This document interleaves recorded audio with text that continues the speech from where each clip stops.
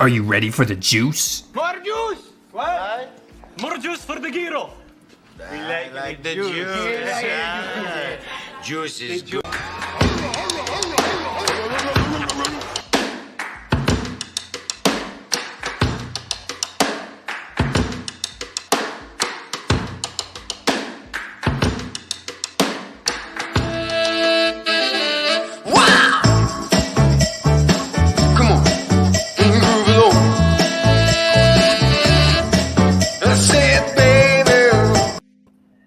More juice for the gyro. What is up, brother? Andy here in the house. Welcome back, guys, to another Decision Point live stream. Joined with me, as always, is Steve the Hitman Scaladesi. Hope everyone's having a nice evening. As you know, the schedules came out officially. We did know everyone's opponents, but now we know the order of the games, etc. Tonight, we got some things to discuss.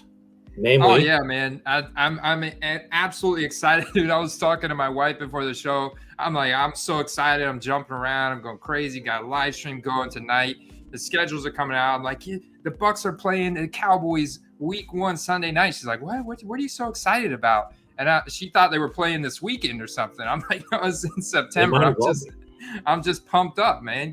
Look at Steve. He's got his hat on backwards tonight. So you know this is championship strategy season, guys, and we have got a loaded show for you guys tonight. We got all kinds of stuff to talk about, including the schedules, including the latest news and rumors. Jeudy, shout out to Joel the chat. I see that. Derek, we're going to get into all that. We're going to talk about some players, some matchups. We're going to look at the market, of course. We're going to do a lot of market analysis. We're going to be talking about new releases, all kinds of fun stuff. Let's dig in, Steve. Let's go, man. Let's go. Let's see who's in the house with us. We got Messiah. We got Derek. We got Sean. We got Aaron. We got Joel.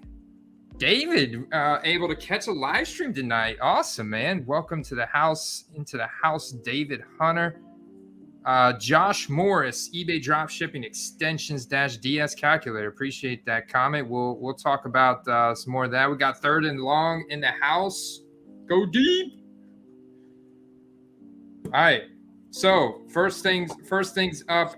First, Steve, got to remind everybody that this show is brought to you guys by Underdog Fantasy. Underdog Fantasy is partnered with the Quest. Guys, the easiest way, I kid you not, the easiest way to play fantasy football in 2022 is going to be best ball with Underdog Fantasy. You literally draft your team, and then that's it, man. And you get 100% instant deposit bonus if you're new with promo code QUEST at sign up to $100. And this is a $25 tournament with $10 million in prizes. Literally, it's if you look at the first place prize, $2 million to first place prize for doing a mock draft with skin in the game. They optimize your lineup on a weekly basis. You just draft a big team, you get a deep bench, and they'll optimize it for you on a weekly basis, give you the most amount of points. Check it out, guys, underdogfantasy.com.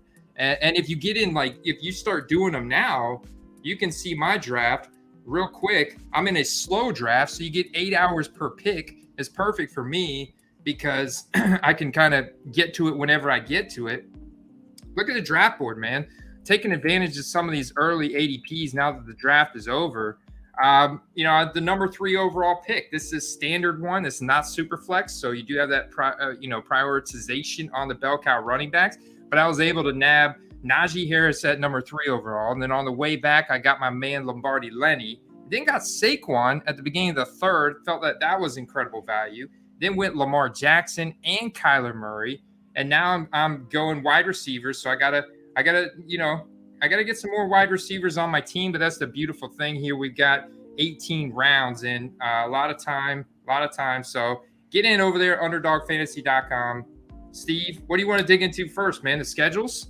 The schedule? Let's talk schedules. For those of you that didn't know, about 50 minutes ago on NFL Network, they officially announced the schedules in full. Tickets are available now.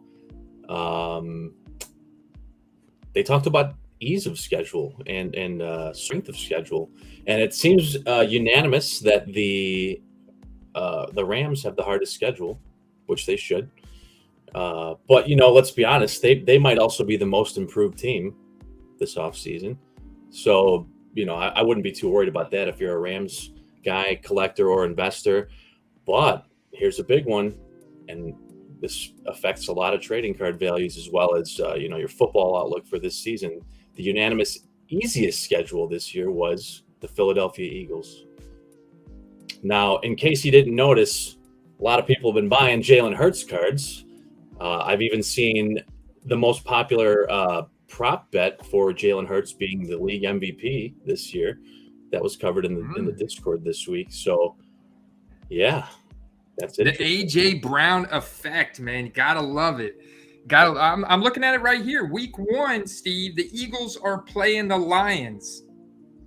It doesn't get much better than that. I mean, we could look at the lineups, but the Lions still have holes on their defense. It's not like overnight their defense is going to become the Rams defense or the Bills defense or anything at that level. And the Eagles with A.J. Brown now in the mix, they still have all their weapons at running back. You got Jalen Hurts, Devonta Smith, A.J. Brown, Dallas Goedert. You still got Jalen Reagor on the team. I mean, it's going to be absolutely wide open for the Eagles in week 1 here. And I could see him winning this game, coming out hot. Jalen Hurts gets even more hype because he has a solid game. A.J. Brown's stock goes up. We could see them come out of the gates hot. You know what's interesting, and I looked at the Lions opponents before they got set up into a schedule and whatnot. And if you want to actually pull that up, a lot of people might think I'm crazy when I say this, but it just seems to be that everyone thinks that the Packers are just going to run away with the division or the Vikings are just going to run away with the division. But look at the Lions' actual schedule and tell me that they have very many absolute losses, like games they couldn't win, right? They play the Seattle. They play, the Eagles are definitely going to be improved, but the Eagles are not, necessarily a lock to win games just yet. It's going to be their first game with a new roster. It might take a little time to get the kinks out. But look, they play the Patriots, not the same Patriots anymore. They have a lot of easier games, in my opinion. Yeah, I'm looking at a win against the Commanders. I'm looking at a win against the Seahawks. This is going to be a close game against the Vikings. Patriots, another close game. Cowboys, I think they lose that game. Packers, that's a close game, but probably a loss. Close game, probably a loss. Like the Bears, they could win that game. Sorry, Steve. They're going to beat the Bears. They're going to beat the Bears twice. They're going to beat the Giants. They're going to beat probably the Jets, honestly. They'll beat the Jaguars. You figure if they split with the Vikings, they beat the Panthers.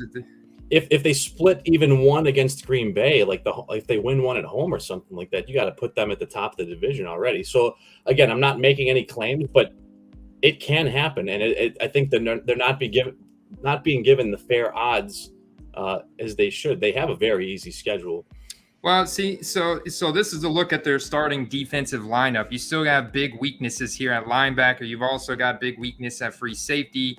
Not a bad grade here from Walker there, strong safety, but not great grades on their corners, except for Hughes over here on the left. And, they added Aiden Hutchinson, which they desperately needed help on that defensive line. So that's going to bring some hype. But look at the offensive firepower they now got. You got Goff, you got Swift back there. You got a really good offensive line now. Look at the grades on the offensive line. Let's not pretend like the Kansas City Chiefs have had good defenses for the last several years, and they've won plenty of games. So okay, but that's okay. What are you talking? I understand. I'm not calling them the Chiefs, but what I'm saying is, if you can put enough points up, you'll win more games than you won't. Right? True. And I love this because you look at the grades on the offensive line. And then the secondary is arguably their biggest weakness here on defense. So this is going to turn into shootouts. So this is going to be great for Hawkinson, Swift, because he's a receiving running back. He does it all. Amon-Ra St. Brown, DJ Chark, and then they get Jamison Williams. I know he's not going to start the season because he's going to be injured. He tore his ACL in the championship game at Alabama. But, I mean, once he gets out there, now all of a sudden, man, this offense looks dangerous, dude. It looks dangerous. if Goff and again, plays competent.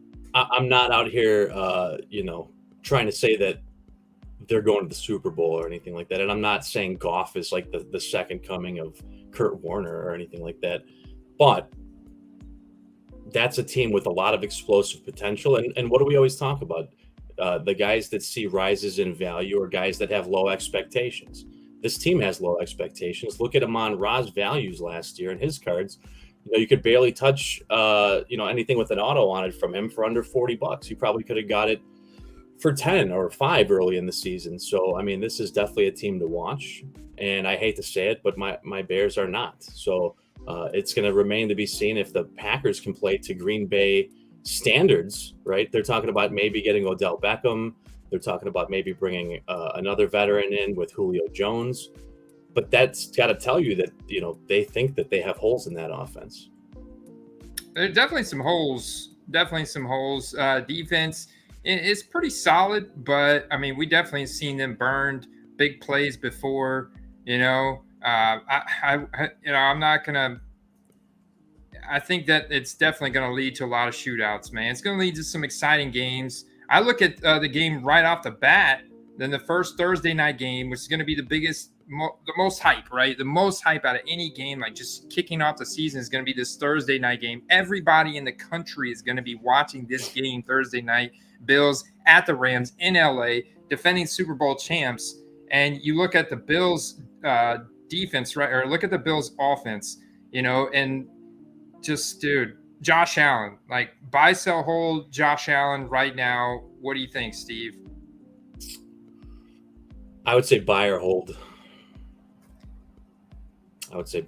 I mean, skill-wise, what's really separating him from the other guys except that he hasn't won a Super Bowl yet? So, if the Bills can put together a couple championship runs and win a Super Bowl in the next couple years, you could be eyeing, the Patty Mahomes values for his cards.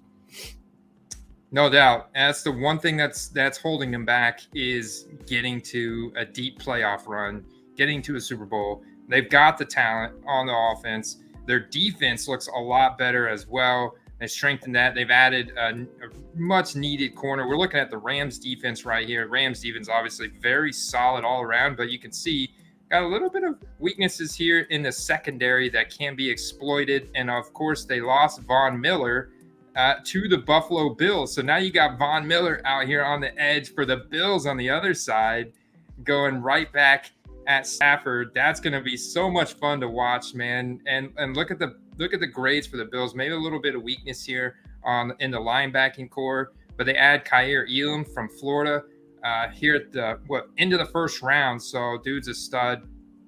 He's ready to get after it. I think he's going to be really good in the league. So that's going to be huge firepower, a lot of implications. I mean, look at in 3 wide receiver personnel, you're going to have Allen Robinson and Cooper Kupp lined up next to each other. That's going to be a nasty combination for Matt Stafford. And I love and still investing in Allen Robinson. Like, I've seen prices stay elevated for Cooper Kupp, but if you look at Allen Robinson, he's definitely cooled off as of late, just because we talk about how, like, the news alone just doesn't hold and sustain prices for very long. And then we also we talked about before the show, how there seems to be an absence of auctions right now.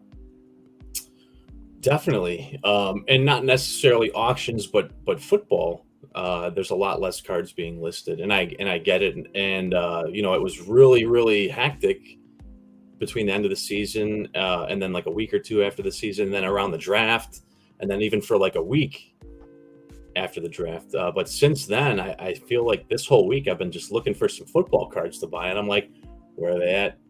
I'm not seeing them. There's not a lot out there. So maybe as a strategy, if you have unlisted cards, you may want to get them up there, because there's going to be fewer cards to compete with you, hypothetically.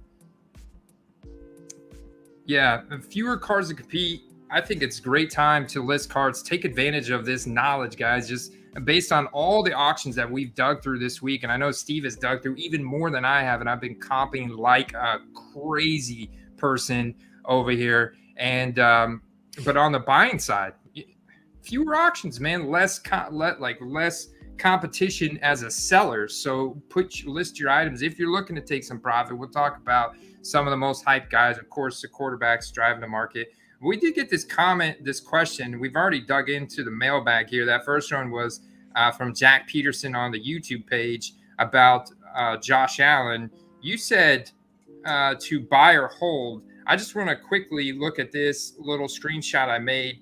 Josh Allen's got 2,223 different rookie cards.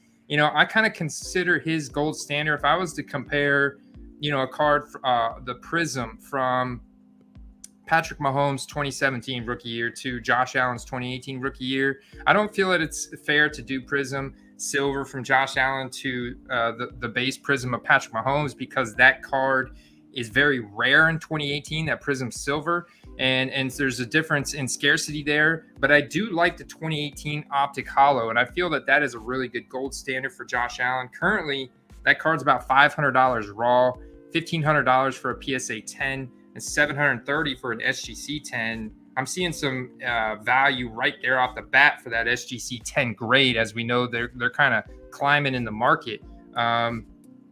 So your stance is to buy or hold Josh Allen as well, right? If you're holding on to something and you need the money and you got in cheap enough, there's never a not sell situation. But I think as a whole, you can find some deals, especially with there being this little lull of little less football hype between now and the start of the season. So you got about, give or take, 3 months between now and camp kicking off. So there's going to be a lot of buying opportunities if you can find the cards out there. So it might be a really good time to get out to a show and try to wheel and deal. That's a great point. And literally the only thing holding them back is maybe potential fan base size for Buffalo, but it's really that playoff, that Super Bowls. He's been the number one quarterback 2 years in a row now. And you compare that to Lamar Jackson. So Lamar Demetrius Jackson Jr., compare that exact card to him, right? You can see Lamar has got 1,699 different rookie cards, and that's because of the draft capital, the draft pedigree that was spent on him, right? Gold standard, 2018 Optic Holo. Currently, this card for Lamar is $125 raw, SGC 9, $500 for a PSA 10. So you can get a PSA 10 of the Lamar for the same thing that you could get the Josh Allen raw. But if you were to still comp that out to other elite quarterbacks in that top tier, like the Bowman, Tom Brady, or the Patrick Mahomes 2017 base Prism, or maybe a 2005 base Topps Chrome Aaron Rodgers, something like that. Literally, the only thing that's holding Josh Allen back from getting to that type of tier is a Super Bowl. And this is the year for them. If this was any year for them, it would be this year. Obviously, Lamar just needs to get back to 2019 form, because you can see here back in September of 2020, this same card was $2,000 in a PSA 10. Now it's down 75% to $500. Even 2021 September was at $900. I think there's plenty of good buys out there for Lamar, and there might be throughout the season, because I don't know what his passing game is going to be like, losing his best pass option at this point. He's going to hold value nonetheless. They'll be competitive nonetheless, but you may have a longer buying window for him than you might have for, let's say, Josh Allen or Joe Burrow or Herbert or any of those other guys. I mean, if Burrow makes it to another Super Bowl, there won't be a comeback down from his values, right? It's going to be approaching, hypothetically, like Mahomes territory at that point. If you start making it to back-to-back Super Bowls and stuff like that, the values aren't gonna slide back down like they did this year. I agree. I want to address this question. I'm loving this comment, man. The chat is on fire out over here. What's good, James, Joel, Justin in the house, Messiah. Loving the banter here, guys. Let us know how you feel about the Josh Allen versus Lamar take. I want to address this question because I saw Annoy in the comments post of this, and this is an interesting one. This is more of a global and national macroeconomic type of question. Shout out to Sean here. what are your thoughts on the card market versus other capital markets at the moment? Is there any lag or separation as an asset class?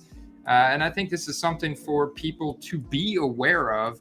And it's probably something that I am not great at because I am like totally obsessed with the football card market and fantasy football. And so I'm probably not paying attention to the national economic markets, like outside markets, stock market, other financial markets as much as I should. But I know you do, Steve. So what's your take on this here? It's funny. I actually saw you guys are familiar with the Lamim James page on Instagram, and he made one, and it showed on one side the stock market going down, and on the other side it showed a cracked ice Fortnite card of a banana peel that was like almost $8,000. So it was like on one side you're going to have like, yeah, the markets can be going down, but I think that the card market is in its way separate. The more scarce stuff, the higher end scarce stuff, I don't think will be affected too much by, you know, the market and what the market does. Whereas like the entry level mid range stuff might, because as the average buyer, seller, collector might have daily financial hardships, that's going to affect the amount they buy, sell, and invest, right? And then you might have people that are hurting for money, so they may panic sell their stuff that they're holding on to, which is going to create this this image that the card value has gone down when it actually hasn't.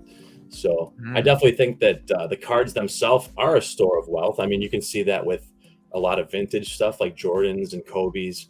And you saw 2 years ago when the card market boom happened, people could have never fathomed those kind of numbers for cards. So I think, you know, depending what you're holding, it can be a store of wealth, and it actually is like a physical asset versus like a hypothetical paper market asset. I hope that helped answer. Yeah, doesn't once inflation rises, right, in our actual U.S. dollars, doesn't that like positively impact like the gold and silver markets, like the alternative investment markets? Gold and silver and other precious metals tend to rise when the market is at its lowest. So it is proven to be time and time again a store of wealth. If you look at early during like the COVID pandemic and stuff like that, the price of gold and silver was nearing record highs. So, and depending on what you believe or want to believe, there's a lot of people that say that the precious metal market is suppressed too. So if that's true, that it maybe is even worth more than it actually is.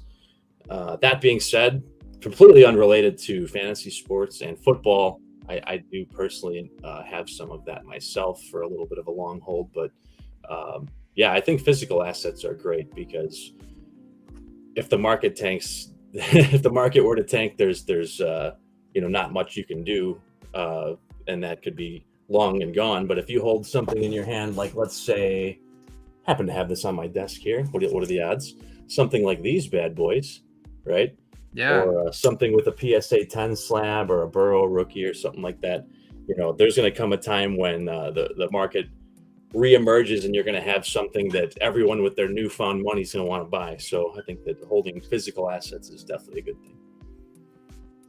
Yeah, I do too, man. I think it's in really the hobby is independent. We saw when the sports car boom first kind of took off, when COVID kind of first happened, the market tanked at first. And I know a lot of industries really excelled throughout COVID because they shifted the way they were doing business. And, you know, then there was a demand spike for certain products like toilet paper of all things, right? But, you know, and so there was definitely companies that boomed from it. There was also like all the hospitality companies and stuff, their stock went way down. Like if you look at like the Bloomin' brands or something like that, you know, or, you know, whatever Chili's brand or you know, those kind of sit-in restaurants, stuff like that, they really took a hit, like those hospitalities and stuff. But then other sectors took off, like trading cards, for example, took off. So, you know, I think there's an inverse relationship, but I think they are separate. So I think as long as the hobby is healthy and as long as, you know, the hobby continues to grow and everything, I think it'll be fine. And I mentioned a couple of weeks ago too about you know, fanatics purchasing trading card licenses and whatnot. So I think as long as you have a company that big just buying everything up. They didn't buy it to take a loss. I can tell you that much. So I think that the card market will only grow, and the football card market specifically is lagging behind the other sports card markets unnaturally. And I think that will eventually correct itself, which will only increase the values of just cards across the board in the football denomination like that much more. I love it, man. So big news this week. Shout out to Villain News.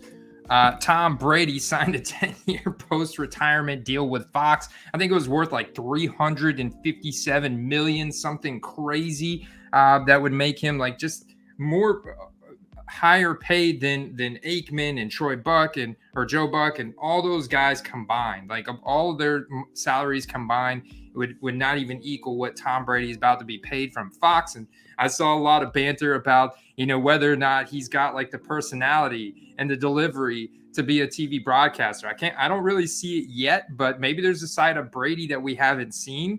I definitely think this is going to keep him relevant. This is Villain's News question here. What are some of the best Brady cards to invest in?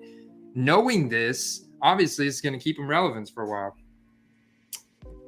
I don't know about the people that say he doesn't have a personality. I think that, maybe a lot of it's suppressed because he's tied to an organization, right? I think that he's probably a really fun guy off the field. I mean, you saw him dancing on the boat with the Super Bowl trophy with Gronk and stuff like that. Oh yeah, I know he's got a personality. It's just not. I don't think it's the quintessential, the typical, color commentator that you see now on Fox. Or he's not Terry Bradshaw. I don't see that type of personality in Brady. But maybe there's a side of Brady that I haven't seen that is like that, that is like very outgoing and flamboyant and dramatic and, outspoken, this and that. I just haven't seen that side of Tom Brady yet. Yeah, I mean, I think that whatever he might not have in the hype category, he will have in an analytical breakdown aspect. So I think that's probably going to be his stronghold. I mean, the guy arguably is the best, if not the second best quarterback of all time, or maybe even the best football player of all time. So I think a lot of that has to do with not just being good at playing the game, but understanding the game. Heck yeah, no, there's no doubt. I mean, he understands the game arguably better than anybody, and his analysis is going to be on point. Like watching the Manning and Manning show. So I dig it, man. What is some of your favorite Tom Brady? Tom Brady is a guy that I sell all different years, varieties of Tom Brady. They're all on the table, man. They're all on the table. I think with Tom Brady is a perfect example of just finding the right entry price point for any of his cards, and they're all of safe investment if you're getting in at the right entry price point. I mean, if you look at Brady, even some of his base cards are pretty valuable. Oh, yeah. So I think ideally, if you're looking for just safe long-term buys, I mean, if you can get your hands on any rookie of his, it's going to be expensive. But I would say even look for something in a Tampa uniform, something that's a case hit or a serial numbered mosaic, something like that. If you go, I'll give you an example of like layers, right? So you go 2020 mosaic. He's in a Tampa uniform, first mosaic, first Tampa uniform. And then you find serial numbered. So you're checking all these different boxes off. You find yourself something like that. If that's a little bit out of your price range, you find something. Yeah, that's a perfect example right there. Yeah, 2020 select tricolor. It's the first year in the Bucks uniform. Select, but it's numbered out of 199. I think it looks cool. Looks in nice condition. It's serial numbered. Look at it. It went for $44 in auction. So if you could potentially snipe this thing for 20, all of a sudden you're sitting on a nice little investment, Yeah, there's no bad Brady cards, so to speak, but I would try to get yourself something with a serial number on it. And I mean, whether you prefer him in a Tampa uniform or a Patriots uniform is going to be on you. But me personally, I'm buying Tampa uniform stuff. This is crazy, bro. See, this is what I'm talking about with the 2018 Prism Silver, how rare it is. Look at the PSA 9 Tom Brady Prism Silver 2018 going for almost $1,700 here in auction. That's wild. And I know that I'm not making a lot of friends in the chat tonight, but the common argument is that despite his success, that Peyton Manning is the best quarterback of all time, and that's definitely a topic for a different time. But yeah, I mean, it's a legit conversation. I don't care what anybody says; it's a legit conversation. It's a fun conversation too. And there's going to be at least 50-50 split in the chat, in the Discord, on the YouTube comments. There's going to be, there's going to be a lot of disagreements with that. Oh yeah, I consider the Tom Brady gold standard as the 2000 Bowman for his rookie card. Like, there's no more iconic card to me than the 2000 Bowman. It's nice. You can even buy it raw now with the eBay authenticity guarantee and feel pretty good about it. And I think that card right now raw is going to sell for what, like $750, something around there. Yeah, there's a 7, actually more than that. The raw one about 1,500, a 7 grade about 1,000. But man, that's and if you were to compare this card, say, to the tough thing is, like, you could compare this to Patrick Mahomes 2017 base Prism, but the thing is, Brady only has like 135 different rookie cards made for him, because he was drafted in the 6th round in 2000, whereas Patrick Mahomes has close to 2,000. So there's a big difference there in quantity. However, you have this brand demand around the Prism. So Patrick Mahomes Prism, even raw Prism, is still going for over $500. I think it's closer to $750 to the $1,000. Very similar to what we see, maybe a little bit lower than this Bowman for the Brady, which makes sense, which is why I consider those as their gold standard for each of those players.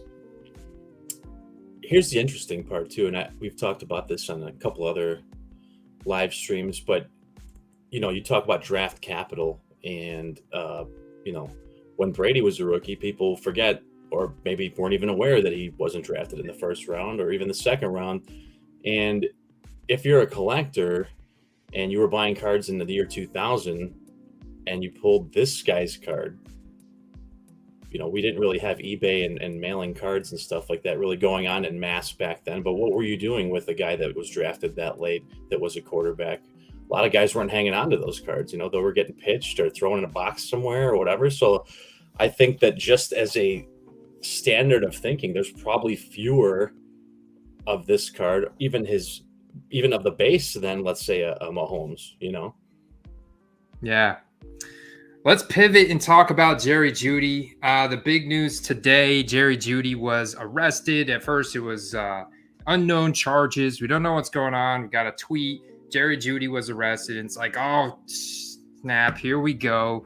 What are the charges? And then I saw a tweet come out like 5-10 minutes later that said it was a misdemeanor charge, like interfering with some type of legal process. I didn't get a chance to read the whole thing. Honestly, I'm going to have to go over to Twitter to find out what the latest, if you guys know what the latest and greatest is on Jerry Jeudy. But from what I remember seeing, it was some type of non-violent misdemeanor type of deal, and it didn't seem too serious, which I don't know if he's actually going to miss time because of this.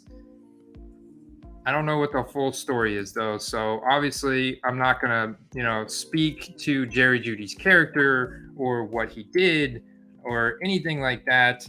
All I know is that he was taken into custody, and let's see.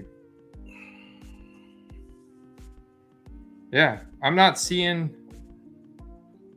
You got an update on it? It looks like some of the guys in the comments had. It looks like some of the guys in the comments have a good grasp of what's going on here. David said he locked their wallet and items in the car. So what's interesting about that is, it might not sound like a big deal, but based on the state laws, and I don't know where this happened exactly, but if you even like, let's say it was a person and you prevented them from leaving your house by like locking the front door, that can be seen as like false imprisonment. And that's actually like a prisonable offense. So, I'm not going to speak on what state he was in or what happened, but it does seem like it's not that serious, but I think we do have to wait and see. Derek, if it looks like I'm watching porn on my screen, it's because in my reflection, you can see all your beautiful comments. That's what it is, actually. All right. So I'm on the Arapahoe Sheriff Twitter page. And all right. So he's being held at Arapahoe County Jail on charges of second-degree criminal tampering with the domestic violence enhancer, a misdemeanor. He's on a no bond hold. He's innocent until proven guilty. That's what I got. So we had to go with David's. Oh, there you go. Locked her wallet, other items in the car. Okay, so it sounds like an argument that escalated a little bit too much. Honestly, I know Jerry Jeudy got the most hype, and I know he's got the incredible draft pedigree from Alabama. But if you watch my full video talking about using Jerry Jeudy and his hype cycle that we just went through, at the end, I talked about how I'm actually more bullish on Cortland Sutton anyways. So, I'm more of a Cortland Sutton guy in this offense. I think he, by the end of the year, is going to have more stats, bigger numbers, and I see the Broncos in the playoffs. So ultimately, I'm going to continue to buy low on Sutton, but I definitely think Jeudy very well could come out of that offense as the wide receiver one, yet to be seen. Yeah, I've already been buying Hamler and Sutton. But I might, I'm interested actually to go see if this has lit a fire, sparked anybody to go and buy some Sutton and Hamler. But it doesn't look like he's going to miss any time. So I don't really think it's anything. Yeah, so for those of the people this comment's for the people that have been following the channel for a while, Andy quite early on was telling people to buy Jeudy. And if you did and you had him listed after the Russell Wilson trade, they probably sold because all of the ones I had listed were gone that morning. And actually around then and since then, I've been picking up mostly Hamler on the cheap and some Sutton. So I'm kind of on pace with Andy's train of thought here, where he's focusing on Sutton more than Hamler. I'm focusing on Hamler more than Sutton. Hamler coming off of that double injury might take a little more time to get the ball rolling, but he's got like Deshaun Jackson vibes, right? So I mean, the guy could be a monstrous playmaker if he's healthy. It's a nice little one right there. I know it's only a one color patch, but it's orange. It's color match, and it's numbered out of 199 with an autograph for $19.99. I like that. I get down with that. That's a 101, but still 101 for 125 is not bad. Like that's actually a good deal for 101. His field levels, I've seen you could pick them up for $4 or $5. Field level silvers. Well, there you go. Here's a copper numbered out of 355, serial numbered, 199 shipping. That was actually one of my auction sniper links for tonight. So there you go, guys. Sneak peek. There you go, guys. Well, right here, live. Smash that like button if you're enjoying the stream tonight. If you're not subscribed yet, go ahead and subscribe, sign up. Just not a vertical QB.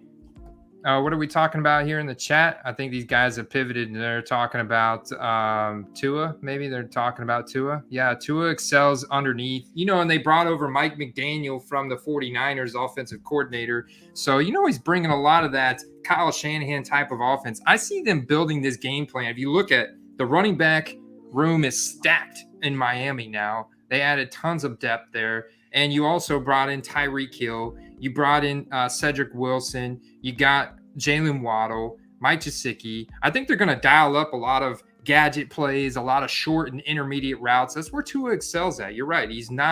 Tua does not have the best arm velocity. He's not the best deep ball thrower.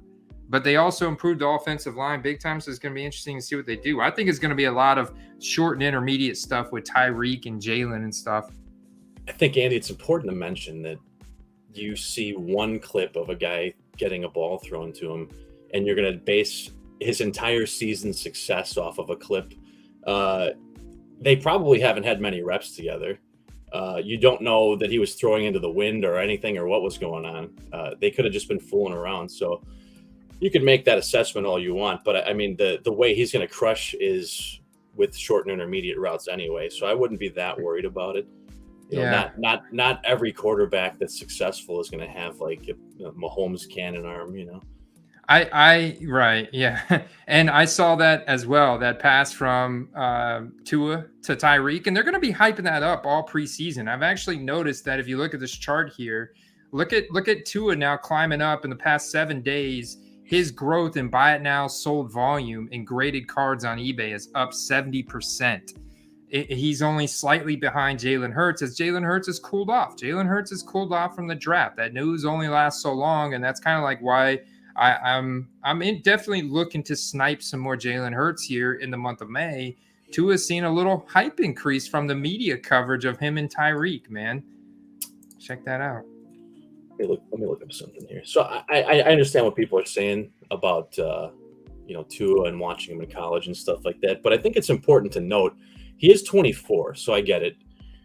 For those that aren't aware, like in the physical fitness industry, like a man growth potential, a strength potential isn't over at 21. You know, in your mid to upper 20s, like your power curve is actually still climbing. So to say that his arm strength is at its max currently would not be a technical correct way to go about it. He may never build a serious arm. That's completely true. But to say that it's at its peak is also untrue. Well, I mean, look at this. This is make or break year for Tua. If he does not take the Dolphin, I also think that Tua is going to be on somewhat of a leash.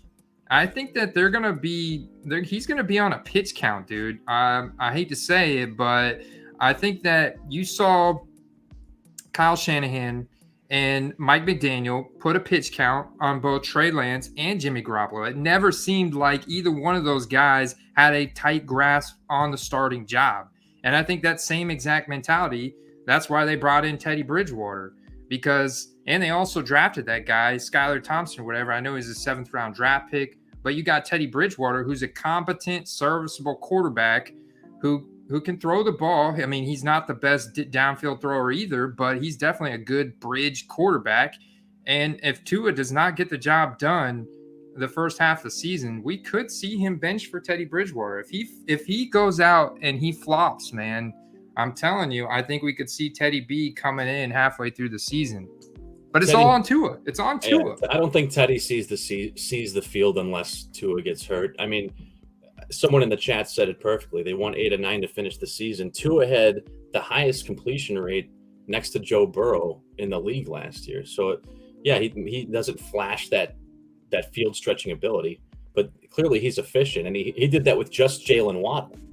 He's got a whole nother elite weapon to throw to now, and they have like an armada of running backs, which at some point they have to pick 2 or 3 just to stick with. So I was saying that they were a running back away from being a pretty good team, and now they have like 5 to choose from. Not that any of them are that great, but yeah, it's they just added Sony Michel. They got Chase Edmonds. Raheem Mostert is not going to stay healthy. You guys know that. Come on now. But if you look at they got Myles Gaskin, who I'm a fan of. I like Myles Gaskin. I could definitely see him doing some fun stuff back there. So where's the rest of this depth chart? This is not updated. Okay, not updated. Oh, okay. Off season. Give me the most up to date roster, position, halfbacks. What the heck is going on here? I'll pull it up here as well. Because I know it's Raheem Mostert, Chase Edmonds, Sony Michel, but Myles Gaskin.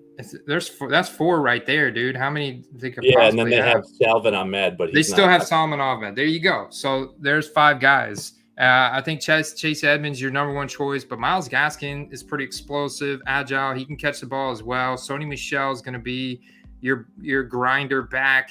He can definitely be a goal line type of guy. And they ultimately, I think they work him around. Raheem Mostert's going to fit into that stretch gap, zone run play that they love to run in San Francisco. And if he's got any juice left, they'll throw him out there, give him some of those toss run plays and stuff, and maybe he can put out some production. But Chase Edmonds is going to be arguably that number one running back. But I think it's going to be more of a committee, hot hand type of approach like they did in San Francisco. So when I was looking at those guys have a little bit of upside to them, but none of them are like bona fide bell cow running backs. Here you go. So this is a tough schedule, dude. Look at who they're playing, right? I mean, week 1, Patriots, Ravens, Bills, Bengals, Jets, Vikings, then the Steelers, then the Lions, then the Bears, and the Browns. So they got a little bit of an easier stretch there, a few games that would be easier to win. The Browns, November 13th, the Texans, 49ers, and then it gets harder again, right? December gets hard for them. Hard. 49ers, Chargers, Bills, Packers, Patriots again, and then the Jets to finish their season. I don't know, man. At least they'll finish the season with a win. I know I'm going to take some people off with that one, but the Jets are just not quite there yet. Well, I'll tell you what, Tua's got to come out of the gates hot. That's all it comes down to. If I was any team in the AFC, you just got to know that your schedule is probably harder than it was the year before, just on the free agent moves alone. How do you go from this to the Bills, and then they're giving me games in the end of 2022? Has their full schedule not come out yet for 2022? Maybe. I would think it did. Let's see. Anyways, I digress. I'm moving on. I do want to we talked about the Bills earlier in the show, Billy T. If you want to go back to, we talked about Josh Allen, buy, sell, hold. You guys know I'm a big fan of Gabe Davis. I think he was a big winner from the draft. I think they brought in virtually no competition for him. I absolutely love the Bills. Look at the Bills defense. The Bills strengthen the defense. The offense is awesome. Josh Allen puts the team on his shoulders, and Gabe Davis wheels up. 2022, third-year breakout wide receiver. He may put up more touchdowns than Stephon Diggs. Stephon Diggs may have more receiving yards, targets, receptions, because he just always gets open. But I think Gabe Davis could have more touchdowns. You look at a comparison with the Minnesota Vikings, and you'll find the same thing with Justin Jefferson and Adam Thielen. Jefferson's going to get them down the field most of the haul, and then they're going to look for Thielen in the red zone. You could make the same argument, for these two guys.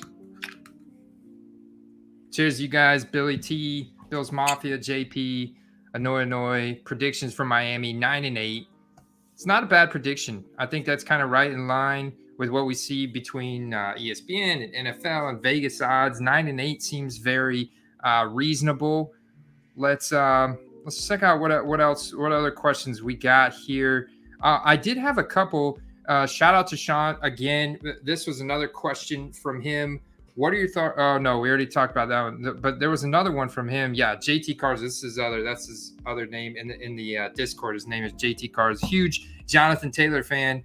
Considering the hype and news cycle that we see for Cards values, do you think buying potential Hall of Famers on the cheap is a good idea? And he was talking about fringe guys like Donovan McNabb, who's actually outside of the Hall of Fame. I'm not sure he's going to make it because the average Hall of Fame score for QB is 109, and Donovan McNabb somewhere like in the early 50s, 60s. And but I do think, like, I looked at the sales volume, and I saw 3 buy it nows this week for Donovan McNabb, and I saw a few last week. So I want to hear your thoughts on this, Steve. Donovan McNabb, 6-time Pro Bowler, obviously has a lot of stats, but I don't think he makes the Hall of Fame. I think there's a lot of guys from our childhood that in your mind you'd think would, right? Him being one of them. I'm trying to think. Culpepper maybe would be like another guy who had just some insane years, but just not enough, to take him to the Canton Hall of Fame level. But yeah, there's some great McNabb cards. I've actually been looking at some, and I actually bought one earlier in the spring for pretty cheap. And here's the thing: is there's not as many eyes on those guys too, but you're always going to have collectors that want guys that give them that nostalgia feeling, you know. And it's not always going to be just Hall of Fame guys. Yeah, it's cool rookie year too, man. 1999, McNabb. Grab you a rookie ticket auto. Grab you a Bowman's Best or a Topps Finest. I mean, these are some cool cards. You can see you could probably get a Bowman's Best PSA 10 for around $20.50. Something just crazy cheap. I mean, this is something fun to put on your wall. So nostalgic, man. I remember playing with Donovan McNabb as a go-to team in Madden. Always having Donovan McNabb playing the Eagles in Madden. And, playing fantasy football. Donovan McNabb used to be a awesome dual threat quarterback to have. I think there's a lot of Andy. At the time, there wasn't a lot of guys at the quarterback position that were running down the field. It was very much a pocket passer league. Yeah. And, he was one of the early guys to change the way the game was played. This is one of my favorite cards right here. This Bowman's Best rookie card. Refractor. This is serial numbered as well. This one right here. I bought the Sean King variation of this card for like $5. And that's the thing. You get these cards graded, nice. You never know. Whenever more fans get into the hobby, they want to go and look for their favorite players from when they grew up. And a lot of guys, if you look at our demographics here on the Quest and the community, the demographics are pretty much, unanimously like males in that 25 to 40 age range. So, a lot of us played Madden. We played fantasy football, the early 2000s. We also collected football cards in the 90s. And so it's like, this is a perfect kind of nostalgia type of buy. The other guy Stevie was talking about is Steven Jackson, who fits right into that similar mold as well, man. And I love the 2004 Topps design right here, man. It's 2004 Topps Chrome, that same rookie year as Larry Fitz. I love this year. Absolutely. I love this year. And you can see how cheap they are. Now, this Steven Jackson has hardly any transactions. So obviously he's a running back. So you pretty much have your pick of the litter with him. I bet you could find a 2004 Steven Jackson autograph card pretty cheap. Yeah, and it's one of those things where it's a little bit tighter at running back when you're talking about guys that are going to last in the hobby, the long run, right? Tomlinson, Frank Gore, I mean, guys that really stick out in my mind from the same era. Try to find an auto of them, even not from their rookie year, and you'd be shocked at how expensive they still are. But there's just guys like Steven Jackson, who for years was like a consensus top 2, top 3 fantasy running back, who just kind of slipped by the wayside. He didn't play for any of the major franchises, and maybe didn't play as long as a career as everyone wanted him to. But yeah, I mean, there's no doubt about that guy is outstanding when he played, and there's still going to be people that collect that guy. I'd be proud to put something like that on my mantle. Yeah, that's the thing. That he helped people get to fantasy championships and win fantasy championships. And this is numbered out of 99. It doesn't say that it was a game-worn patch here, but some of these from the mid and early 2000s are game-worn. I wouldn't be surprised if this was actually game-worn, but either way, it's really cool. That's a really nice card for $35, free shipping. That's nice. I mean, that's nice. It's something that you definitely would be to put on your wall. A lot of PC value. I'd say if you're buying this stuff, like Steve said, a lot of PC value. Like something like that. That's really nice too. It's a little bit more expensive, though. Yeah, before the mass production era, it was very hard in the early 2000s to get a card with a piece of jersey on it. So most of them were game worn. And that's important to note when you're buying older stuff, because the hit rate for relic cards, uniform cards, is significantly higher now than it was back then, and that's across the board for a lot of scarce cards or seemingly scarce cards, even like the Prism Silvers or the Optic Hollows, whereas you might have like, one per pack on an Optic Hollow. In a Topps Finest or Topps Chrome box in the early 2000s, a refractor was like 1 in 40, 50 packs. So it's a huge difference. No doubt. Let's move on to this question from Peyton Speltz on the YouTube page. Let's start talking about let's fast forward to ultra modern here and talk about how do you know when it's the best time to sell rookie cards of 2022 players? There's a lot of layers to that, but I would say at the core of it, either when they're at their peak value, so if they have a huge game, or if you're feeling in your gut that they've hit their ceiling early and they're not going anywhere long term, then you may just want to get out of them. So that's like both ends of the extremes there. I'll come back to this, Sean. Yeah, it's life cycle. And this is applicable to 2022 players as well. There is a life cycle because the hobby is very much of what have you done for me lately type of hobby. That's where we see the most hype from. And so the more times that a player goes out as a rookie and disappoints and doesn't live up to the expectations that we had, whether it's because they were drafted in the first or second round, a team reached for them and they don't actually pan out. Maybe they went to a small school. A guy that kind of jumps off to me is Christian Watson, drafted by Green Bay. He went to a small school, never faced any real competition, but yeah, he looked dominant in college. He's also fast, he's explosive. It'll be really interesting to see if he can translate that against actual like good NFL corners, safeties, linebackers, the whole 9 yards, or is he going to face plant? But we like to think that Green Bay does the research. He's obviously going to have a lot of hype coming into 2022. If you're buying him now, like you're buying maybe Sage auto cards or you're finding him in Prism draft picks, that life cycle for me is to flip in September.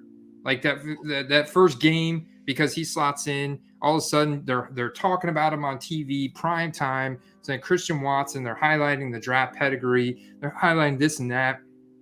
He gets a touchdown from Aaron Rodgers. You're going to see an instant hype spike because of how young he is, and okay, this is his NFL performance we've seen to date is 1 touchdown. We want to get in on that early before he becomes the next Justin Jefferson.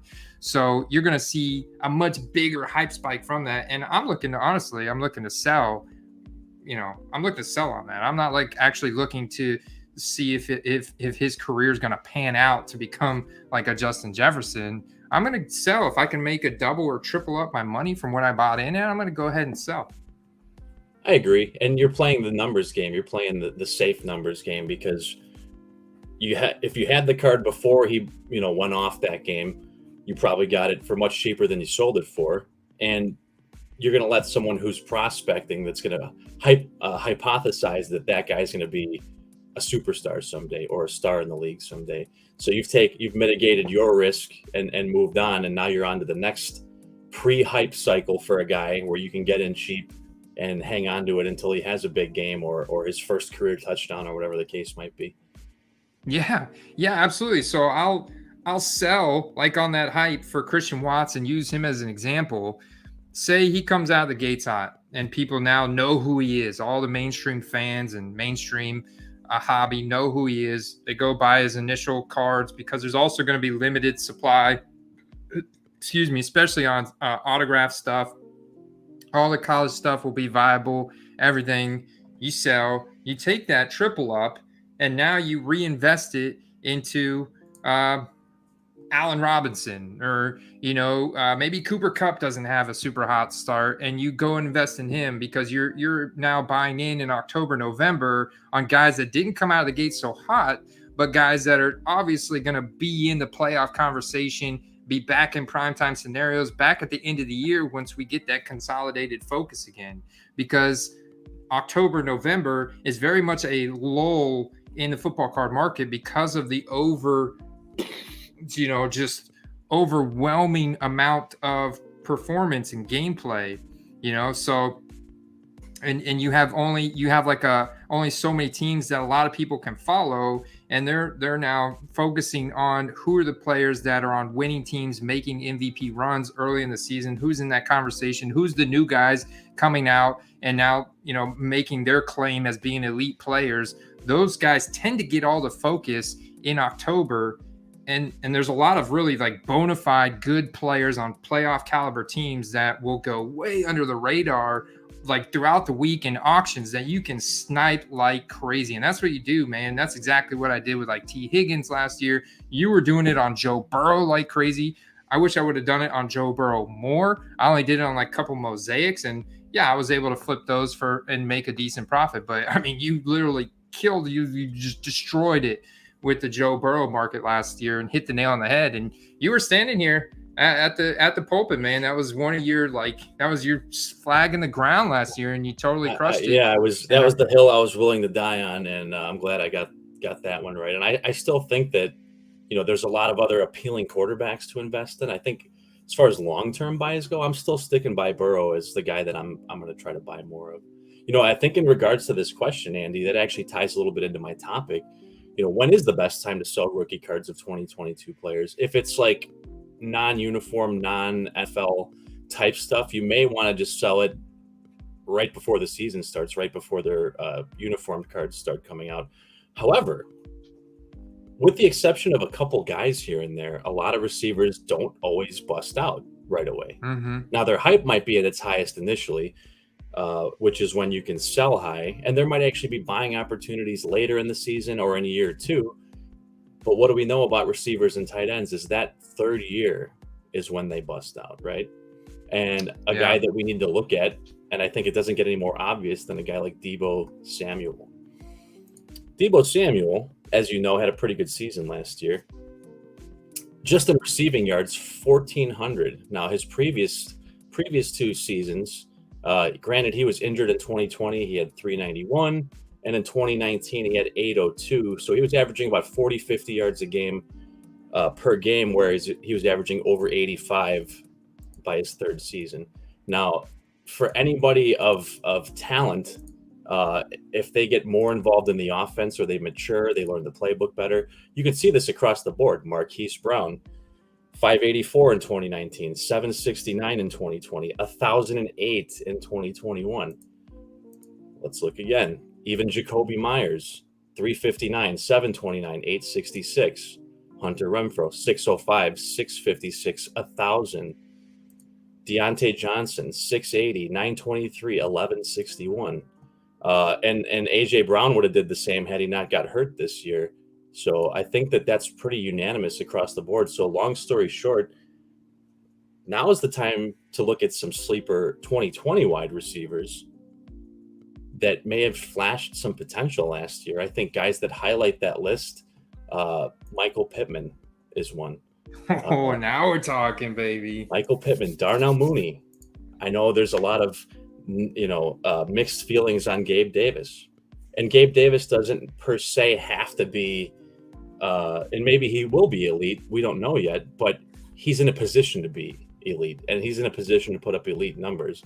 So that's one thing to consider. And there's even deeper sleepers than that. I'm not going to go down the rabbit hole and say somebody like Denzel Mims, but I'm high on a guy like Brian Edwards, who, if you actually take a closer look at his numbers, for two seasons in a row, he averaged over 17 yards per reception, which is pretty significant.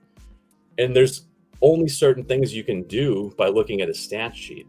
I know a lot of guys in the chat say, well, he only did this, or this many first round picks did this over the years. And there's one thing you can't argue with, and that's the eye test. And if you watched some of these guys like Gabe Davis towards the end of the year, or Brian Edwards as the season went on, or Renfrow, right when he started busting out, you could see something changed.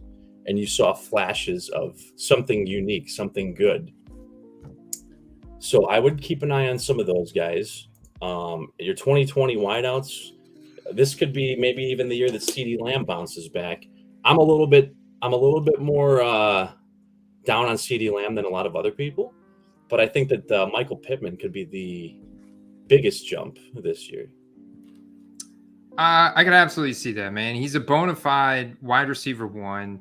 there's no threat on that team to him. I mean, there's nobody even close to wide receiver 1 status besides Michael Pittman. And you get a quarterback upgrade in Matt Ryan. Definitely more consistency. I think he's still got juice in the arm. They improved the offensive line. They replenished it. You got Jonathan Taylor also going to help bring defenders up. And Michael Pittman just wins, man, in contested catch scenarios. I love Michael Pittman. Look, and I think the market kind of agrees with you here. In the last 7 days, there's been a 285% increase in the buy it now sold volume of Michael Pittman cards, rookie cards, behind CeeDee Lamb and Justin Jefferson. So there's 3 2020 guys, and then you had Jeudy behind Chase. There's 4 2020 guys, 5 2020 guys in Claypool, 6 in Higgins. You know, there's 6. And the only reason I didn't mention Higgins is I think I talk about him every week that I'm on with you, Andy. And he might be my favorite receiver to invest in. And I don't think that that's like in the hobby. I don't think that's like a mystery. Now, he is still being overshadowed by Jamar Chase, which I think shouldn't be happening. Jamar Chase just kind of has that new car smell still. You know, he's got a lot more. He scored on a lot more big plays, so I think that's kind of why people are going hard on him. Someone asked about Van Jefferson. Absolutely, Van Jefferson. I don't necessarily think that the addition of Allen Robinson necessarily takes anything away from him. No, I think Van Jefferson's still going to be on the field in 3 wide receiver sets, especially as Odell Beckham Jr. is not going to be available until playoffs. I mean, he tore his ACL in the Super Bowl. I know it's free agency, but they're probably going to sign him, but it is no rush, right? He tore his ACL in the Super Bowl. So you got Van Jefferson is absolutely going to be that field stretcher element. He's the fastest guy in the wide receiver core on that team. So, and he's young, and we've done research on how good of a separator he is at the line of scrimmage. The guy's good. He's coming really into his 3rd year, right? So that kind of fits the conversation. It fits the formula. And people don't remember, or maybe didn't even look into it in the first place, but he was the 2nd most targeted receiver on that team last year. You know, so as he gets more in sync with his quarterback, I think we could see a pretty big year out of him. And you don't know what's going to happen in terms of injuries. Cooper Kupp is not the most durable guy. Last year was an exception to his injury history. So that could absolutely happen again. Allen Robinson's pretty sturdy, but he's coming off a bad year. I do think that Allen Robinson is kind of in theory, you know, in research is going to be the wide receiver 2. It's definitely going to be on the outside, you know, across from Van Jefferson, and then move Cooper Kupp all around in the slot. But I love Van Jefferson going deep. Matt Stafford's going to sling it, man. Matt Stafford's only 34. He's going to sling it, dude. That perfectly ties me into the second part of what I wanted to discuss tonight.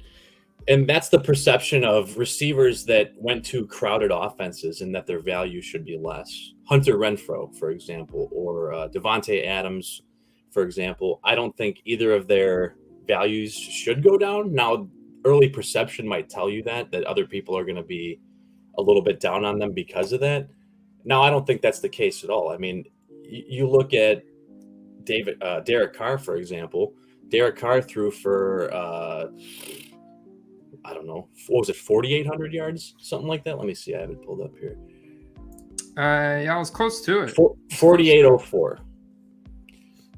4,804. So, you know, that's 700 more than Rodgers threw for last year. So I don't necessarily think that the addition of Devontae Adams takes away from anybody on that team. You know, it does, and I don't think it necessarily does, because Derek Carr is not a lock on to one guy and go. Like, they'll call, right? If they call XYZ play and Devontae Adams is doing a slant route and Hunter Renfrow is doing this curl route and Waller's doing an out route, you know, and Bryan Edwards is doing a deep route, Derek Carr is going to go through his scan progression. He's going to hike the ball. He's going to go through his scan progression to each one of his guys, and he's going to throw it to the open guy. He can't necessarily make the same throws that Rodgers can make. His arm is not as talented as Rodgers. Some of those back shoulder fades that Rodgers was throwing with pinpoint laser accuracy to Devontae Adams right at the pylon of the end zone, Derek Carr can't make. I don't think he can make those throws. But Derek Carr is very good at finding the open receiver when given time. The offensive line is good, and it just depends on who gets open. Like who are they going to put the alpha coverage on, and then who's going to get open. So obviously Devontae Adams is going to get targets. I mean, he's going to get at least 20 to 25% targets, Steve. But to say that he takes away that much from Waller and Renfro and potentially Bryan Edwards in deep ball scenarios, I don't think he takes. I think you're right. I don't think he takes that much away from them. If anything, it could open up more stuff for those guys because now they're getting more open, maybe. Yeah, I mean, when you have several passing options, let's look at Green Bay versus Oakland. You know, when Devontae Adams was catching those balls from Rodgers, he was being force-fed, right?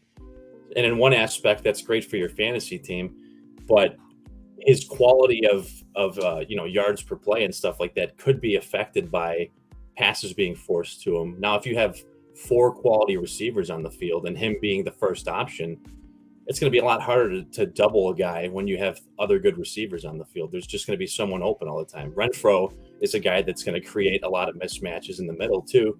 So I think that, the quality of his receptions could go up. I could see his catches going down, but his yards per catch going up. So you're going to have some trade-off, but I think ultimately it's going to work in his favor still.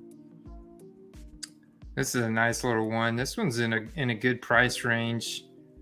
I'd like to get it for 25, but 35 out the door is not bad for this. You could sell this card for 60, maybe between 60 and 70 down the road. This one's a nice little snipe right here. Not a bad one. I'd like to get $5 off, but it's not a big deal. Yeah, that's a beauty. And I was actually watching a video today on color match too. The mosaic autos and how they've actually jumped in price quite a bit. Oh, really? Yeah, no, I think the mosaic autos look nice. They are definitely short print, pretty short print.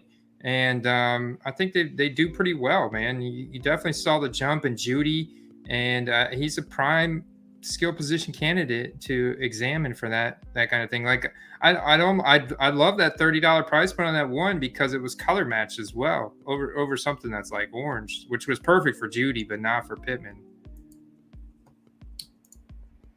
Andy, is it time to throw a couple snipes out there? Because yeah, we were actually at 1 hour and 12 minutes, so it's perfect time to throw some snipes up. So let me send you a couple links here. Do it. Yo, you want Sean's over here in the chat trying to egg me on. I think he's egging me on. Saw it on eBay. Pittman Select tie-dye, 4 minutes, $17. Keyshawn Boutte. Oh, wow. I'd love to go ahead and invest, and that's another great little Derek Richard coming with a snipe. He's 2023, so this would be a stash, but this card's going to be money in the next year. Bowman U, Chrome, Auto, Keyshawn. Probably go as a wide receiver 1 in the 2023 draft. Let's see if we missed it. Did we miss it? Where's the auction? I think we might have missed it. I got a little something for everyone in tonight's. Let's see if we missed it.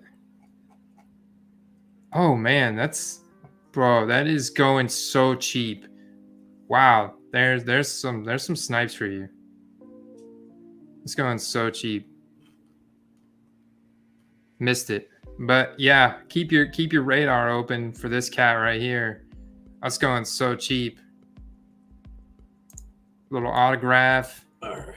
That'll be worth some money next year when he goes probably number 1 wide receiver drafted in the draft next year. Good call, Derek. Sent a couple over your way. All right. And while you're pulling those up, I definitely want to touch on just a random thought. I did have some that I was going to share that were buy it nows, and I wouldn't necessarily steer clear of buy it nows because there is that illusion that just because you won it at an auction, you got a better price. There are good deals out there as buy it nows, especially ones that have a make an offer button. So don't sleep on a card just because it's not in an auction format. Yeah, no doubt, man. No doubt. It's all about you know, kind of looking at it from all angles, you know, the scarcity, the seller, take the seller, what kind of options do they have in terms of making offers, what else they have in their store, like how are they valuing stuff, like the amount of watchers, potential competition. But this one's ending in 8 minutes. I'm curious to see how much this jumps up. And I'm not even turned off by the grade because I love cracked ice. I love the serial number on this out of 99. Color match. A lot of people don't realize that the red cracked ice is just a short print, but the blue cracked ice is actually serial numbered. Got my finger on the trigger. Ooh, someone just got in. Swing. Someone just got in. That is a snipe right there.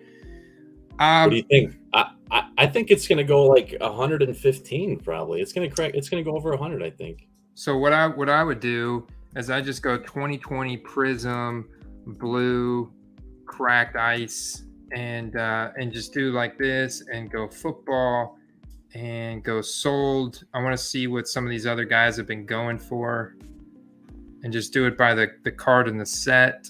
Yeah, look up like comparable might be like an Ayuk or here's a Pittman. Here's a Pittman that was the best offer accepted. Dang. Someone got him a deal on March 12th, and wow, that's a great buy. Yeah, it was a good buy right there. Bush Leaguers, I agree. I do like Select better. I'm with you on that, but it's one thing I learned early in the game is you do have to also buy what other people like too. Someone got him an Akers. Akers is very much down ever since the playoffs where he fumbled against the Bucks. Akers is not a bad play, especially when you can get a card like that for 25. That's not a bad play. It's a defensive guy, AJ Terrell, Mike Williams, some veteran stuff, Jamal Adams. Let's see, Teddy Bruschi, Keenan Allen. Ooh, a lot of Keenan Allen, man. There you go. There's a Justin Herbert going for 4 Ds. There's your upside. Yeah. Wow. I mean, that Mixon's not a rookie, but that's a hell of a buy for $9. Yeah, I like it, man. And that's the thing is, there you go. You could see in the comments, like someone said the same card went for $50 on March 4th. Now, that doesn't mean that that's going to be like the standard. That could have been the deviation from the standard, Well, yeah, look at this. Look at the Swift. Swift is a perfect example because you got color matched. You got a guy that's got potential to be at the top of his position category any given week with the Lions, but they're not in a necessarily. We talked about them. They got a lot of hype coming into this year, but they've not proven that they can go out and make the playoffs. So, but here's a card that just sold for $135. And that's why I love selling in buy it now formats, because people will reach for a card with these type of assets in that grade with their scarcity for triple digits. In this case, 135. I guarantee you someone would reach $130 on this Gabe Davis if he puts up another game in a primetime scenario. We talked about the first Thursday night game against the Rams. Gabe Davis goes off for anything like he did in the AFC Championship game. Are you kidding me? That, of course, they're going to reach for this card. How could you resist it? Yeah, I mean, even though there's, again, with any player, there's never a guarantee. But even though it's one game, you could also make the counter argument. There's guys that aren't skilled that have never had a 4-touchdown, 250-yard game. So, I mean, if you use the eye test, he was out there snapping ankles and scoring touchdowns. So to think that he could never do that again is unheard of. So that was pretty much the proof I needed right there. Boom. That's a 10. Okay. So that's a 10. There's a raw Ayuk. I was going to say this or that, but that's a 10. So it's a little bit different. But that was my enough I needed to kind of validify. Swift is a great example of that too. And for Swift, it's a color match as well. Yeah. I think the Swift was enough ammunition that I needed. Here's a Justin Jefferson. Ooh. hot. And that's not even color match, but so this is one that I'm actually going to go to 130 point to see what it was accepted at. But wow. I mean, look at the ultimate upside ceiling. Of course, I don't see Gabe Davis getting to that unless they make it to the Super Bowl and Gabe Davis has a game similar to he had in the championship game in the Super Bowl. Now all of a sudden, yeah, we're going to see it go crazy. We're going to see it go to that kind of level. But it would take a playoff. It would take another AFC championship playoff type of performance like we saw in the championship game last year for it to get to that kind of level. But this is the exact comping process that I think makes the most sense and will definitely help you pinpoint where you want to go in. So look, $330. Perfect. The guy actually sold twice, but this person didn't pay on February 25th. So yeah, you got multiple buyers. Got a lot of buyers there. For Derek, yeah, I mean, running backs are a little bit more of an anomaly as they can lean on an offensive line to generate openings for them. Yeah. I'm not taking anything away from Jonas Gray's game, but when it's you in a defensive back one-on-one, a lot more is created by your own route running. Yeah, so I would say then looking at what we looked at, I really want to get this for, kind of close to what it's at now. I'd love to get this for, definitely want to get it under $100, but this is a nice card. I wouldn't put my max bid in over 100, but you got to take everything into consideration. Your total bankroll, what percentage of your total investment budget is $100? I wouldn't want to spend, more than 10% ish range of your total bankroll on any one card because you're going to put yourself out of the buying game for a while. This is not a card that you're looking to flip next month. There's nothing that's going to drive this card up in value that quick. Now, it's possible you list it in a buy it now format for $150, $200 and someone reaches for it. A Bills fan comes in, reaches for it. They get super excited this summer. Maybe they're new to the hobby, but chances are you're looking to flip this at some point throughout the season off of a big performance. So you don't want to spend your entire investment bankroll on this one card. That's just not, it's not smart. It's not as fun either. The interesting thing about this card at this price point is there's definitely room to grow. I mean, you saw with Swift and you saw with, it was 130. with the Justin Jefferson. Now that again puts us in the conversation of what this guy's ceiling is. And we don't know yet, but this is going to be, again, his third year, which, mathematically should put him, whether it's marginally ahead of what he did last year or exponentially ahead. And, while you're looking at that, Andy, I want to point something out here. A guy that probably everyone in this group has heard of before, and Davante Adams, right? Mm-hmm. Davante Adams, rookie year, played 16 games. His receiving yards, 446. Not very impressive. His second year, 483 on 94 targets. Not impressive. But year 3, 997. And he never looked back after that. That was one of his lowest seasons. Year 3 was the breakout, man. He finally got that route running. Significant. Absolutely. Oh, it jumped up to 106 at the end. Honestly, though, I think that's smart. Whoever won it, they put in their max bid proper, because if you're going to bet 100, why not go up another 5 and just get it, right? This is a card that you may not see show up on eBay again for the rest of the year. It's because it's only 99, so. Yeah, there's one of the ones I sent you in the private chat ended already, but there's one that ends in about a half hour, and there's one that ends tomorrow, since we won't see you guys before Thursday. There's 2 more for you to take a little look at. I know we got some Hunter Renfro fans. So you sent, you got us a Justin Herbert PSA 10 base field level, went for 143 in auction. All right, I dig it. Let's see what we got here. Wabam. Ooh, a cup. Oh, I actually have. You're tempted not to share this one? I have a couple different rookies from this year in the same purple die cut format. Now, I am not huge on the current 2020 select die cuts, But I love the 2017 die cuts. I think They're rare too, man. They are, and they look amazing. They're very rare. And this one's so only numbered out of buy. 75. I think that's sharp, man. 41 out of 75. Looking at the corner, I mean, everything looks to be in really good shape here. Looks like a little bit of corner wear, but this is the type of card, like, I'm like, that little tiny blemish on a corner or something, I would just, from an investment standpoint, I would buy this raw and flip it raw. You can tell this is a scan. So this is actually going to look a lot better with proper lighting and take an actual photo, so you can get that, that shine, the rainbow purple shine on this card to illuminate.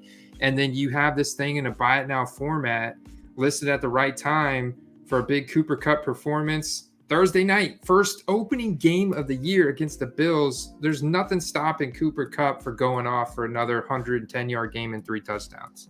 That is very much in his range of outcomes. And if he does that, you will absolutely see a demand spike significantly on eBay, because it's going to be right back to his status of where he was, living up to his expectations and essentially exceeding them. So this card, with how rare it is, I'm interested to see what this ends. So that's 20 minutes. I love that. That's fantastic. I think we're in a nice little buy low window right now, man, with NBA playoffs, MLB going on. I think those 2 things right there are taken away now that the draft is done. A lot of mainstream hobbyists and stuff have turned their attention to MLB and NBA right now, and that leaves us here on the quest to take advantage. Yeah, while there are fewer football cards being listed in auction format right now, take advantage of the ones that are. I mean, that cup and this Hunter Renfrow are just insane. Like, super short print, low serial numbered. This one's even got an auto on it. And depending on what you believe, the Raiders look like they might have a pretty good season this year. Oh, and Cooper Cup, I mean, the eye test, dude, his route running is exquisite. And, dude, he has a nose for the end zone, just like Cooper Cup. I may even just called him Cooper Cup. I don't know. Yeah. To me, he's the Raiders Cooper Cup, and the guy can create separation like a freaking Houdini out there at the line of scrimmage, near the goal line. And you know what? He's going to be on the inside a lot more often than Devontae Adams. So he could still easily end up with more touchdowns this year than Devontae Adams. It's just how Derek Carr is. He can't make those same throws that Rodgers does. He's not going to necessarily just latch on to a guy just because that's his guy. Like, Derek Carr is a go through his reads kind of guy and find the open man and then throw it to him. So that's what Derek Carr does. At the end of the day, he's going to throw for almost 5K yards again, and you want a piece of that offense. Oh, yeah, especially with Josh McDaniels now there. Yeah, I'm looking forward to that. It's going to be fun to watch them.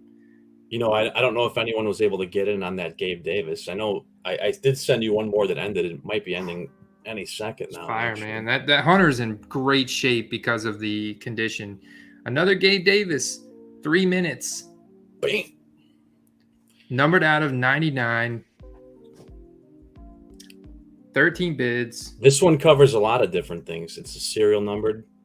It's a jersey match, essentially. On-card auto. It's got an on-card auto.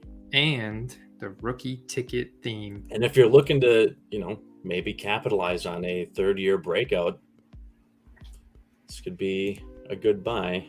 Yeah, it's well in my range. Like, at this price point, it still would be in my comfortable range, because I know with the assets of it being on card and from Contenders Optic, I could easily have, and I've seen it ton of times before, someone would reach $150, close to $200 for a card with this kind of assets. Oh, absolutely.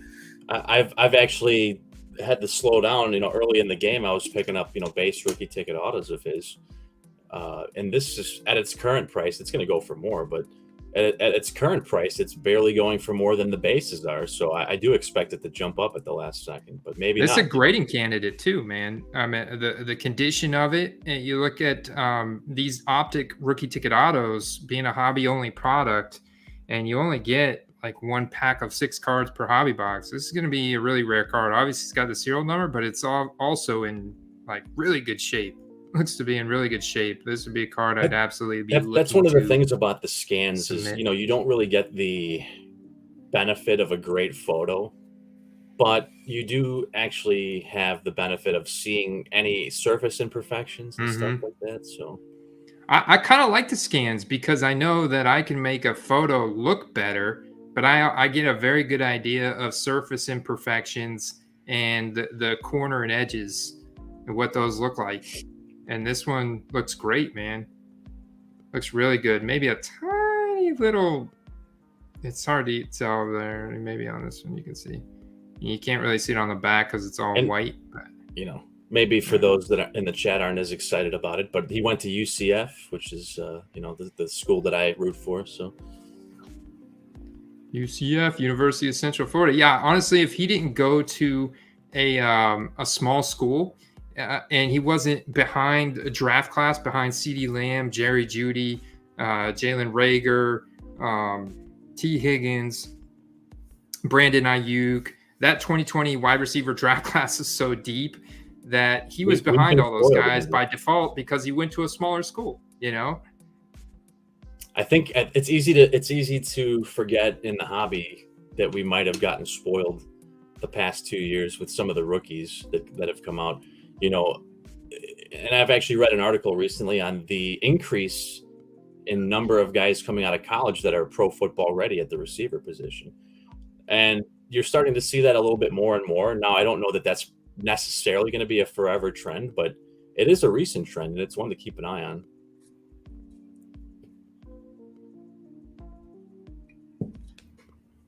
No doubt. No doubt. I'm getting ready to write up a guy for tomorrow's auction sniper. I'm absolutely fired up about breaking out this year as a rookie from a small school. It jumped up to 132. Is that where it ended at? Let's see. 132.15 is where it ended at. Whew. Fire. That's a beauty. It's a beauty. Oh, Derek's so close. Oh, man. Good job, Fernando, man, stacking up on those Jeudy's from last year. Honestly, right now, maybe a buy window for the next couple weeks. This is going to be a buy window for Jeudy based on the negative news and potential speculation that he may miss sometime at the beginning of the season, which is a misdemeanor, and he actually hasn't been accused. Like he's been arrested and detained, but he hasn't been prosecuted with anything. And it was just a misdemeanor charge, like locking some girl's wallet and keys in the car. So important to note, though, Andy, the NFL has a history of suspending players even if they're not charged. So keep that in mind too. I mean, even if he misses 3-4 games, because there's no, as of right now, we have no reports of violence in it. Right, I agree. I'm not saying it's like a major concern, but just be aware that he maybe could miss a couple games. Maybe it's 2, maybe it's none. Yeah, I'm not convinced yet either, Bush Leaguers. What's up, man? That Jeudy will miss any time. And this could lead to a nice little buy window for Jeudy here in the next couple of weeks to dip the toe back in. I'll be looking, man. I'll be looking. James says Deshaun Watson. Can we get in on Baker Mayfield? Like, I mean, is Baker still technically on the Cleveland Browns? But obviously they've got to get rid of him at some point this year, or they're going to be on the line to owe him some serious money. Somebody's got to pick up a portion of that cap space that he's eaten. Yeah. And it may take an injury or a QB battle gone bad.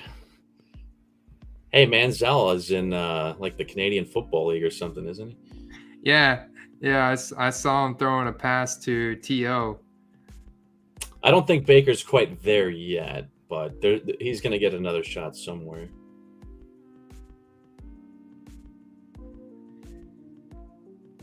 Sober Manziel. Yeah, just more dramatic Manziel. Sober. Oh man. You know, I think it's worth noting.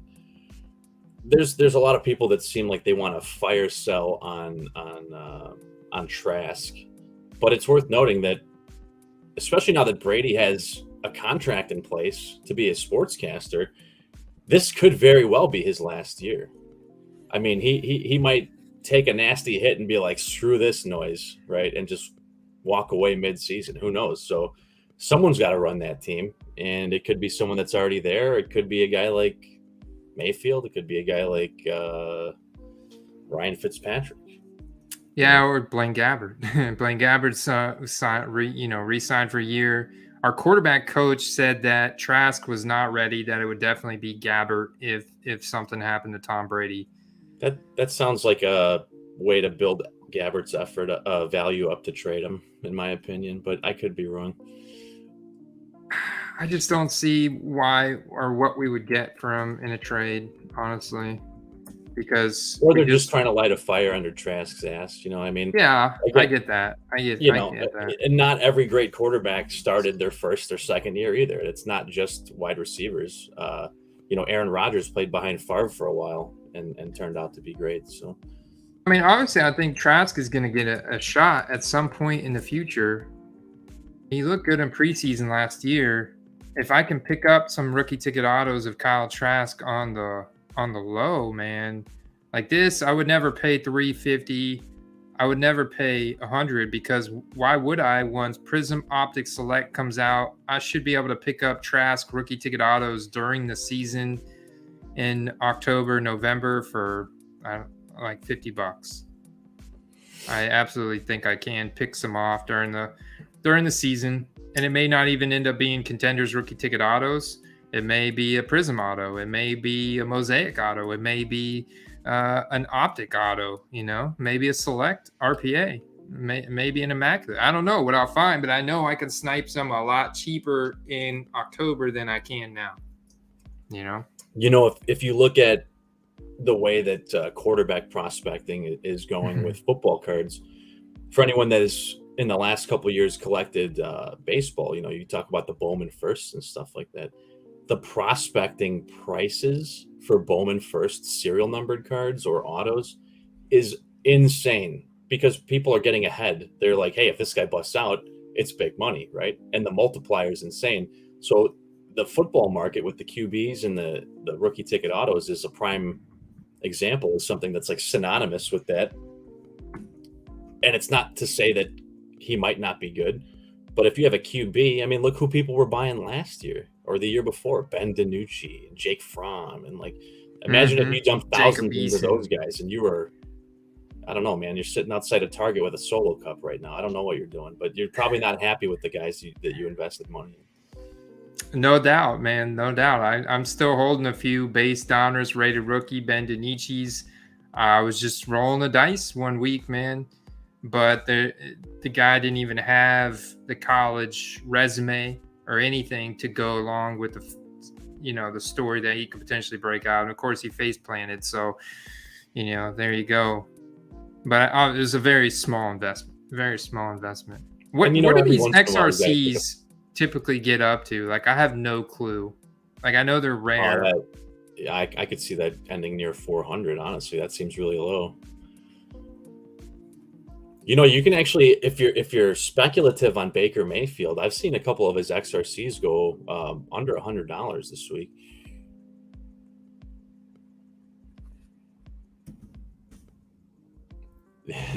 Jason Statham. The one thing Jason Statham has going for him is that from far away it looks like Tom Brady, right?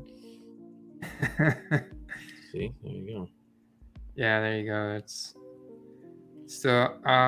So I mean, it's one thing to keep in mind is it's once he signs with a team, in regards to Baker, that price point's gone. Like we talked about, people comping Hurts and using April numbers. Like you can't even use like earlier this month's numbers at this point, right? Like every week Hertz cards are being bought for higher than they were the previous week. So that card like that Mayfield, for example, like the minute he gets traded to a team, the value is probably at least pretty close to double, if not more. Whew, that's fire. Man, yeah, that's nice. You know which one I would like to get, and it's probably going to be out of my price range, but that Aqua, which is like $299, numbered out of $299, I think.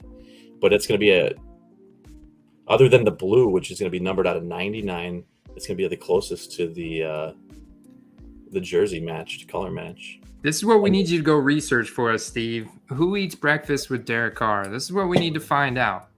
Okay. Is that Hunter Renfrow? Is that Devontae? Is that maybe Bryan it might be Edwards? Devontae now. I wonder if Waller? last year it was Hunter Renfrow. I don't think Carr can afford to feed Waller.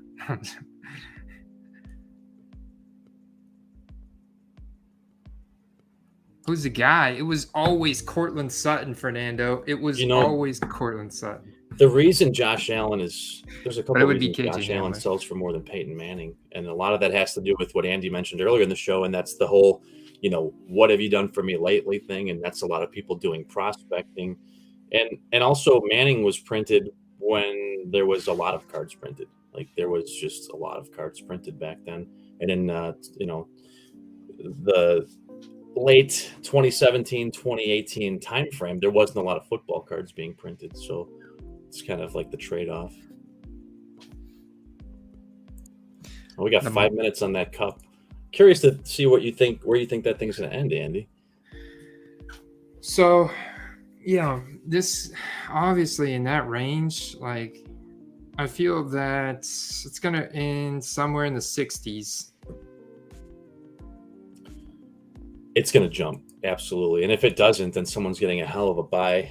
Yeah, hell of a buy. I would be putting my max bid, somewhere around 60 to 70 for this card. And this may be a card that you even get graded depending on what it looks like in hand.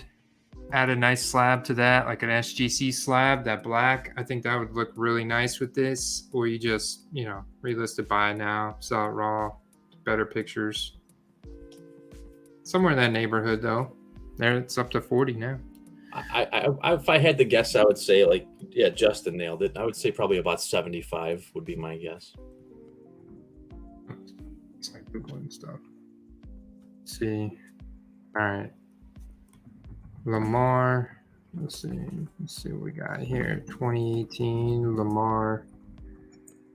Jackson Spectra. Billy wants us to look at a Spectra green jersey.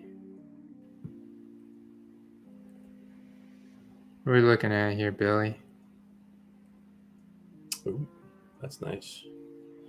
Yeah, jersey number Spectra 1. has a special place in my heart, man. It really does. It's just, I feel like with there being so many sets out, it's easy for some of the nicer ones to get forgotten about. Yeah, some of those Spectra RPAs are fire. Dude, Spectra Spectacular. I'm trying to find this card. Oh, it's a 2020. Oh, I got it, Andy. I did a little personal buy while we were live right now. Yeah? Yeah, I barely got it. You want to see what it was? Yeah, hit me with the chat. I'll pull it up. All right. I'm so happy right now. See if that link works. Nebulas. Yeah, yeah, absolutely. And Spectra's got so many serial numbered cards too. Boom. He sniped him a Joe Burrow rookie card. Yeah, buddy. That's a Gridiron Kings, isn't it? Yeah, serial numbered. Got the artistic painting rendition. That's fancy, man. 009 out of 199. Red rookie card logo. Wonderful color match here. I love the art on this card. That's Do you cool, notice man. do you notice the serial number? Oh, snap, dude. You got a jersey match for $40? That might just be a snipe, Andy. That is definitely a snipe. That might be a long hold for me right there. I'll fix this. That was definitely a snipe. That cannot be. Without that cannot go unmentioned. Without a proper visualization of. There we go. Got it. Corners soft. People worried about corners. Yeah, right, bottom right corner, tiny touch soft. Maybe a little ding there. It's not perfect. I mean, it's got a canvas texture, but dude, I'd be you're probably gonna flip this raw. I mean, playoff flip easy. Some September flip. Jersey match. $40, man. That's a really good deal. Yeah. Jersey match definitely matters, though, for those that don't. Got him. Yo. All right. Where did that Cooper end up? And we're going to get out of here after this Cooper ends. It ends in 1 minute. I want to see where this ends.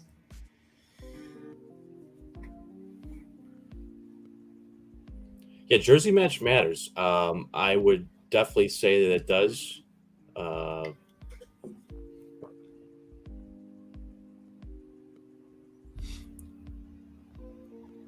I just sold a card during the live stream. Dalvin Cook. Here's my rationale to Shant and whoever else is asking about the Burrow. Here's my rationale. I mean, I'm in no way saying that at some point that card will be worth as much as like a Tom Brady of its similar scarcity, but I'm a believer that he will have an amazing career and definitely be one of the greats. That being said, a card that is serial numbered and has his jersey number on it will definitely hold a lot of value. As you saw with some of the Brady rookies, even as that SGC 7 we saw that was like what, $1,500?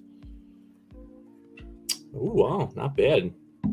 63, very solid. I think someone made a really solid. Nice, congrats, Derek. Derek, good pickup, man. That's a beauty. Yeah, man. Got him. Nailed it. Love it. Yeah, I a couple months ago, a gentleman who's a T. Higgins collector, I sold my Dynagon Red, which I've shown on the show before. It was a jersey match, and he was a really nice guy. So he didn't come down too much from my asking price, and he was super happy to get it. So happy for him. And that was a Dynagon. That's a set that a lot of people dump on routinely. I don't know why. For being out of Chronicles. Well, because it's out of Chronicles, it's got a goofy logo kind of, and it does, like, I mean, it's one of those things that when something comes out of Chronicles, people get that feeling that it's like overprinted. So yeah, but here's my thought: is you can't overprint a serial numbered card, right? No, the print run is on the card. There's no question about how many of them were made. That's why I never understood, like, this. Let's use Select as an example, like whether it's the field level out of 5 or it's the premier level out of 5, right? They're both out of 5. At that point, the scarcity is negated by which level the card is, because they're both just printed out of 5, right? Yeah, very true. I mean, very true. I think that's where you can find market inefficiencies. Serial number cards from sets that just don't sometimes get the appreciation or the love, but you get in front of the right person and they do value that asset, a part of that card, and they're like, oh, color match, serial numbered, rookie card logo, player I love, man, home run, let's do it, let's do business. Yeah, everyone can't only buy Prism. That's not how the game works. You know what I mean? There's a lot more out there, and I know that people in the chat would agree. Yeah, man, I think that's it, man. You just got to have an open mind about it and focus on the common denominators of what makes cards valuable. You know, those autographs, serial numbers, color match elements, the designs, you know, the player itself, right? Is important. All that kind of good stuff, man. Good show tonight, Steve. Yeah, man. We got a lot covered. Made it through 2 cans of Bang. Feeling great. And looking forward to next Thursday, man. Don't forget, if you guys are in the Discord, though, we can throw us some questions. We're happy to answer or do any research for you that you might have any inquiries on. And, you know, we're always posting stuff in there. Random eBay links, snipes throughout the week, etc. Yeah, guys, check it out if you're interested. 4 Red Bulls. Woo, son, hair on fire. Derek's on fire tonight. James, guys, we'll catch you later. Peace. No, put up whatever question you guys want in there. Put whatever question you want, Derek. Yeah, I mean, of course, you know, we'll probably have to scan your questions, knowing you, man. But we'll give it happy to entertain most questions. Yeah. You might have to. See you guys. We'll see you next time. Great. See you next week.